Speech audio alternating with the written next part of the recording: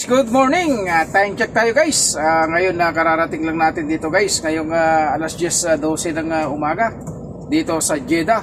Kararating lang natin at umalis tayo kahapon dun sa Riyadh ng alas 12 na tanghali. So ngayon andito na tayo guys. Kararating lang natin. Kanina dumaritso tayo dun sa loob ng depo, pero puno ng trailer. Walang pagparkingan dun sa loob kaya ako'y lumabas. Ngayon nakaparking tayo rito sa tabing kalsada na to. Sana hindi tayo ng pulis ng truck ban dito. Hindi tayo madaanan dito. Yan yung mga ibang truck na kasamahan natin na naghihintay din. Pero yung papel binigay ko na dun sa loob. At meron pa dyan sa likuran ko yung isang trailer na repair na CPP.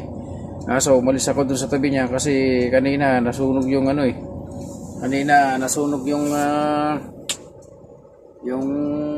basahan dun sa loob ng truck niya. Kaya ako'y umalis. Muntik na masunog yung truck niya.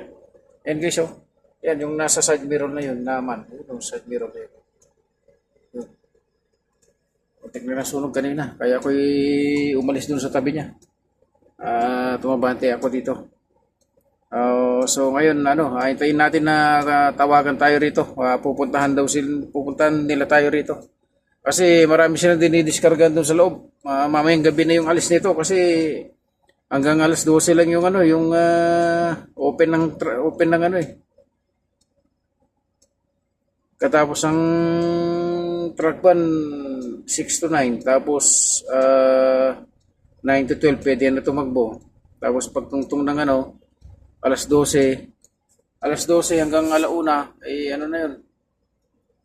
Alas 12 hanggang alas 10 ng gabi, truck ban na yun. Tapos magbubukas uli alas 10. So ngayon dito muna tayo. Pumarking muna tayo rito. Mas sigurado rito. Dito tayo pumarking. Hirap makipagsiksikan doon sa loob. Ang hirap pumikot. Buti nakaikot ako doon sa loob. Ito tayo sa Jeddah North, sa Jeddah, Palestine. Tayo. Tayo naman yung mga tindahan ng mga pambahay, katulad ng tiles, tapos yung mga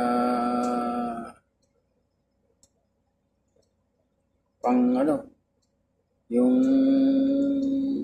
pang banyo, pang CR, yung ilaw sa loob ng bahay, nandiyan lahat. Yung mga cabinet, yan. Sila.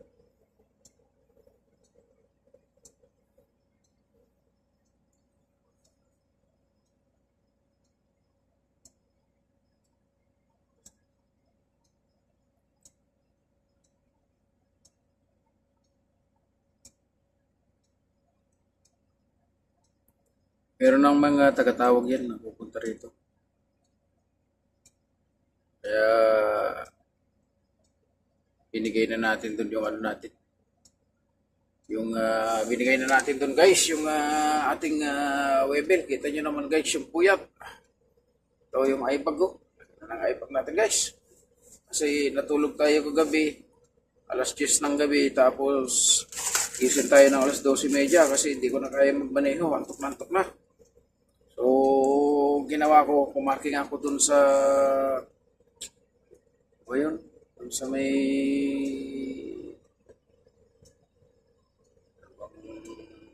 yung nagparking ako dun, lampas ng Humiyat, Ufira.